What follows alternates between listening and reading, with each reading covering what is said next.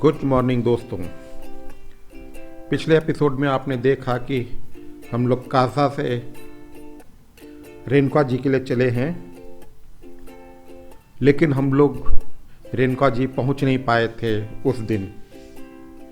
तो हम लोग कल रात में यहाँ पहुँचे हैं और ये जगह है रेणुका जी से करीब 4 किलोमीटर पहले ही एक गेस्ट हाउस में रुके हैं, एकांत गेस्ट हाउस करके। ये देखें कितनी सुंदर जगह पे है। ये देखें पूरा गेस्ट हाउस, आपको इसका टूर भी कराऊंगा। और अब आज सवेरे हम लोग यहाँ से चल रहे हैं रेणुका जी, और रेणुका जी होते हुए हम लोग उसके बाद जाएंगे पोंटा साहिब गुरुद्वारे और उसके बाद दिल्ली, और पोंटा साहिब से ये टूर ख़त्म होगा। तो हम लोग कल रात में यहाँ पहुँच पाए थे। आप देखें रात हो गई है और अब आपको इस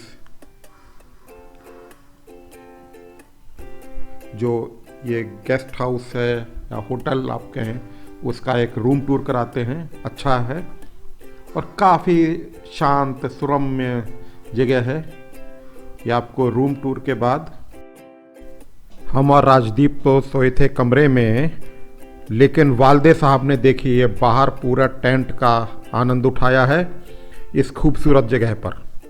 और अब इस एकांत गेस्ट हाउस से हम लोग चल रहे हैं ददाहू की तरफ। आपको बता दें कि रेणुका जी मंदिर जो है ये ददाहू कस्बे के पास में है और गिरि नदी के इस तरफ ददाहू है और उस तरफ मंदिर पड़ता है।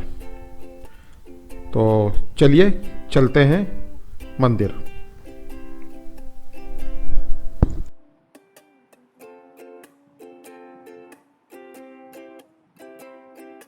ये मंदिर किधर पड़ता है? यही आधा किलोमीटर सीधे इसी रोड पर। हाँ, अच्छा, वो तो ठीक है। और इसके बाद हमको पोंटा साहिब जाना है, वो यही रोड है, यही रोड रोड पड़ जाएगा।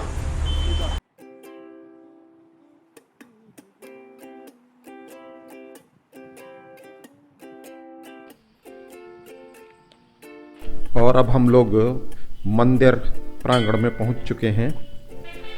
आप ये देखें, ये सवेरे का समय है, बिल्कुल शांत। और ये देखें इस शांत माहौल में सवेरे जो है सफाई करना भी इतना संगीतमय हो सकता है। देखें, सुने।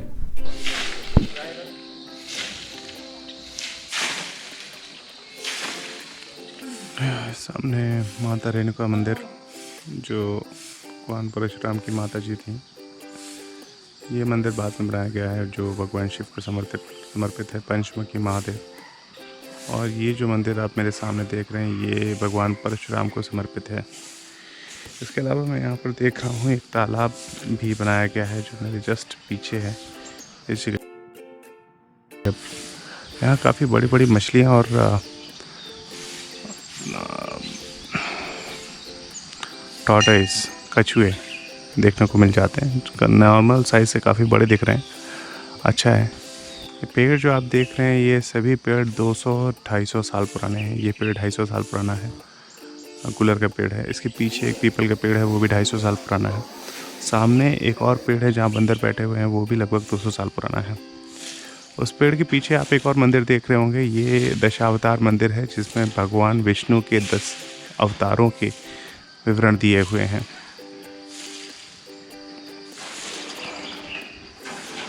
मैं इस समय खड़ा हूँ रेणुका जी में। रेणुका जी हिमाचल प्रदेश का एक मंदिर है, एक स्थान है जहाँ पर भगवान परशुराम की कर्मस्थली भी माना जाता है इसे। ये आप शिला देख रहे होंगे मेरे सामने।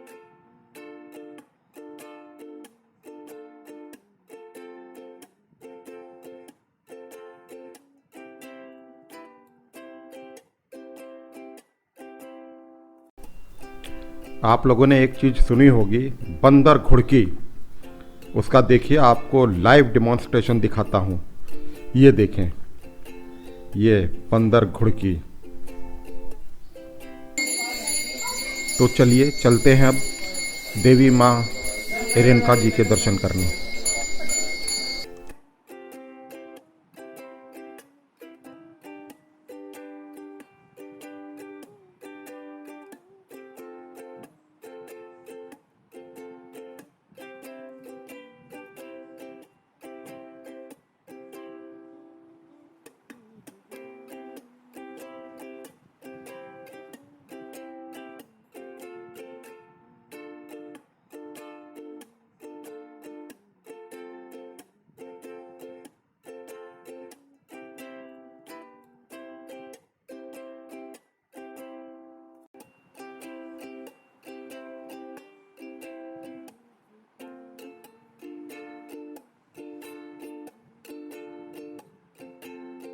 तो आइए अब माता रेणुका जी के दर्शन, स्तुति और उनका आशीर्वाद लेने के बाद अब हम चलते हैं पंचमुखी महादेव मंदिर, जो इसी परिसर में है। और यहाँ पर भगवान शिव अपने परिवार के साथ विराजमान हैं। तो चलिए।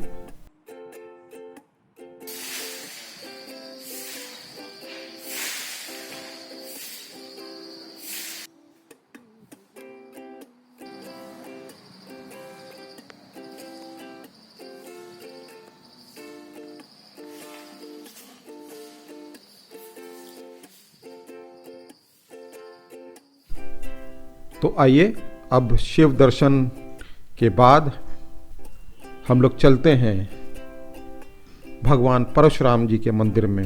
परशुराम विष्णु जी के छठे अवतार थे और ऋषि जमदग्नि और रेणुका जी की संतान थे।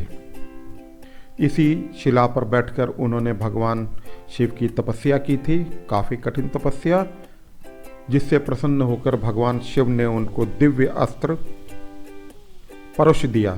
परश के माने फरसा, और उसी के बाद उनका नाम पड़ा परशुराम। उन्होंने इस पृथ्वी पर अत्याचारी शासकों का 21 बार संहार किया इसी फरसे से, और यह है उनका मंदिर।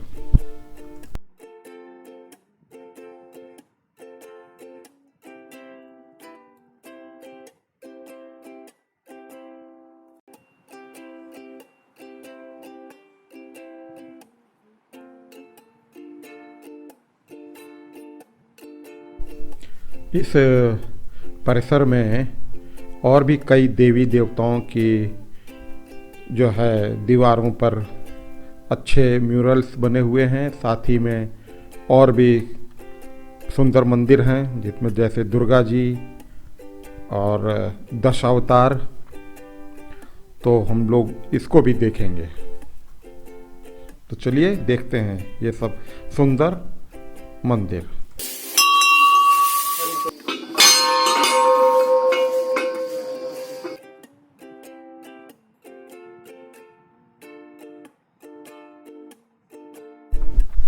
तो दोस्तों, इस तरह अब हम लोग जो है रेणुका माता के मंदिर को, परशुराम जी के मंदिर को देखकर अब रेणुका झील पर आए हैं। ये बड़ी ही सुंदर झील है। यहाँ पर ठहरने की भी बड़ी सुंदर व्यवस्था है। सामने देखें HPTDC का होटल है। झील कितनी सुंदर पहाड़ियों से चारों तरफ घिरी हुई है।